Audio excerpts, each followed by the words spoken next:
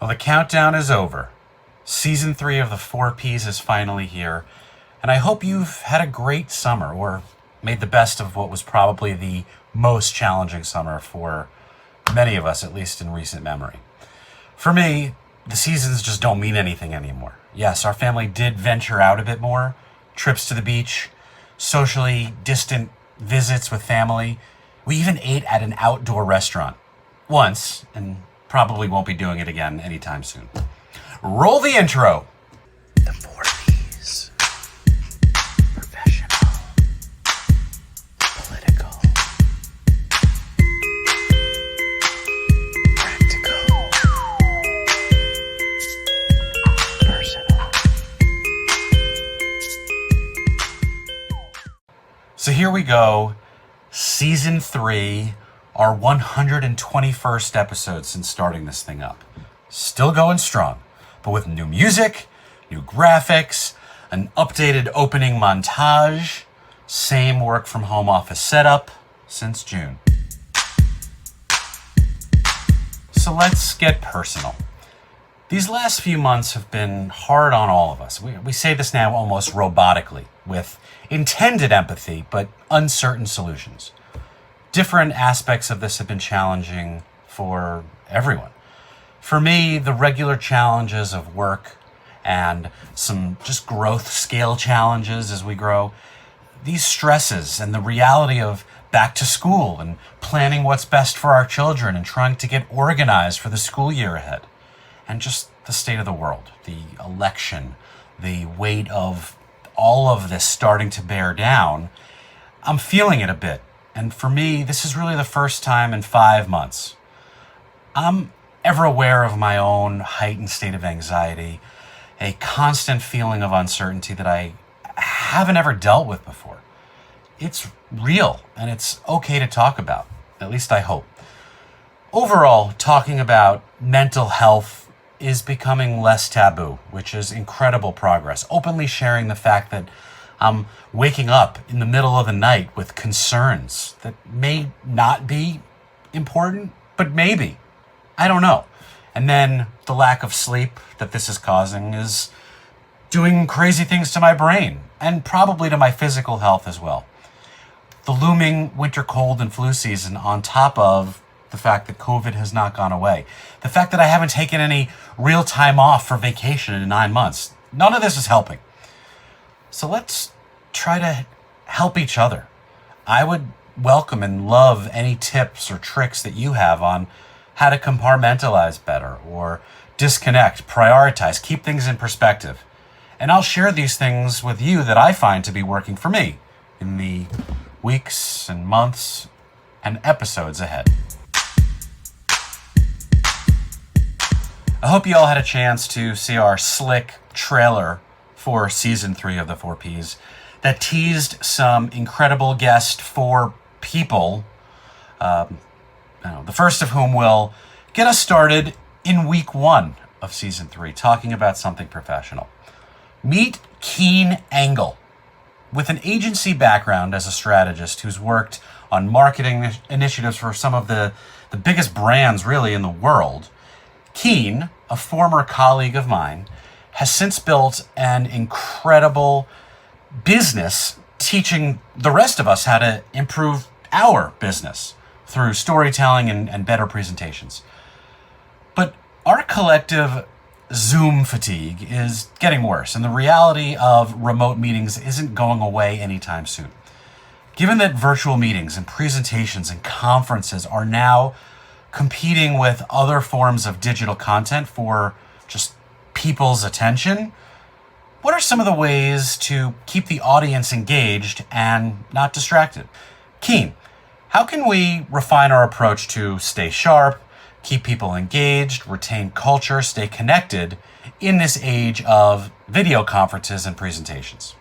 Thanks, Matt. Happy to jump in here and help out answer this question on how the heck do we keep our audiences engaged nowadays? Well, everyone's working from home and we're all just kind of in our own little rooms, right? Where we might have kids running around. We might have all this stuff going on. And so we need to assume a few things in our virtual meetings. One is we kind of need to assume that our audience doesn't want to be there. I know that's strange, but like there's a lot of stuff going on. Not everyone is feeling great about working from home. There may be a million other things for them to do. And that leads us to my second point. Assume that your audience is multitasking. Assume they're checking emails. Assume that other stuff's going on. Assume they're typing emails, that they, are just doing something else other than paying attention to what you're doing. And when we have both of these assumptions in mind, it allows us to kind of be a bit more empathetic with our audience and realize that they may have, that it's not really their fault, right? It's not their fault that they're distracted. It's not the kind of things.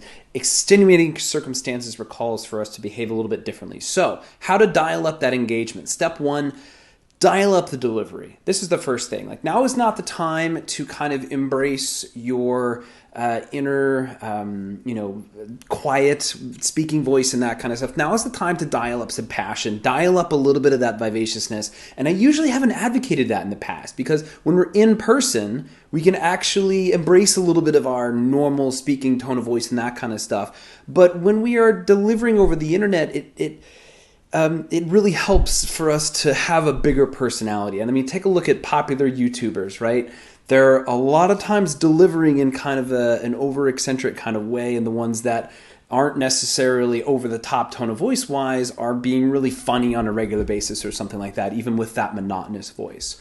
The second thing is start with a bang. So kick off with something that really grabs the other people's attention, your audience's attention. It could be a crazy question, a stat, something that a problem you're gonna solve over the course of these things.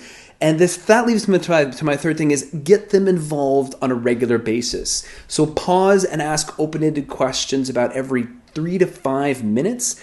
And the key word there is open-ended. Don't ask yes or no questions. Open-ended is always going to be better because you don't want them to just say like, yep, Say things like, what does everyone think about this? How is this going to be able to apply to your day-to-day? What's going on here that you think could cause some issues? All right, those are open-ended questions. The fourth one, and then I wrap up, is keep it short. Audience attention spans are super low. So if your meetings can get done in wham, bam, thank you, man, 10 minutes, 15 minutes, 30 minutes, keep it short. The average length of a meeting is between 30 and 60 minutes nowadays. That is just way too long to be on a conference call. So keep it short if you can, keep it quick, and then embrace things like Slack and use those for kind of communications as they needed. But those are my big ones. Dial up the energy, start with a bang, pause and ask open-ended questions every 3 to 5 minutes, and keep it short. That's it for me. Thanks a bunch, Matt. We'll see you later. This is going to come across as ironic, given that a number of you are listening to this content via a podcast. But in my own diet of content consumption, really going back to the spring into the summer, newsletters, email newsletters, have replaced podcasts for me as a great source of informative, entertaining content. I don't know, chalk it up to a work from home casualty, but my schedule and my work-life patterns are just no longer conducive for lengthy podcasts, hence why even these are usually about 10 to 12 minutes or less. Newsletters are great at summarizing a wide array of links and stories and topics and themes in a more digestible format on a more regular schedule. And you layer in some editorialized information and just other content, and they're a lot of fun. These work for me because I get to read them on my own time, which for the newsletters is usually like 15 to 30 minutes while I'm lying in bed after waking up while it's still dark before dawn, yet before my alarm goes off in the morning. I can only handle about, 10 or 15 of these per week, but there are an increasingly valuable and meaningful number of really great newsletters now, similar to the earlier days of podcasts before they just became like oversaturated. And one of my new favorites is from a marketing icon and industry legend, Rishad Tobaccowala. He launched this just a few weeks ago, and in his first edition, maybe it was a nod to me, but its title was Loss, Love, and Learning, 3 Photos and 4 Ps. He wrote, "Life is uncertain. If things were certain, a machine could do our job. So be glad the future cannot be lived forward, but only backward looking with, like, databases." His 4 Ps. What matters is not the data, but the perspectives, points of view, provocations, and plans of action that you bring to the data.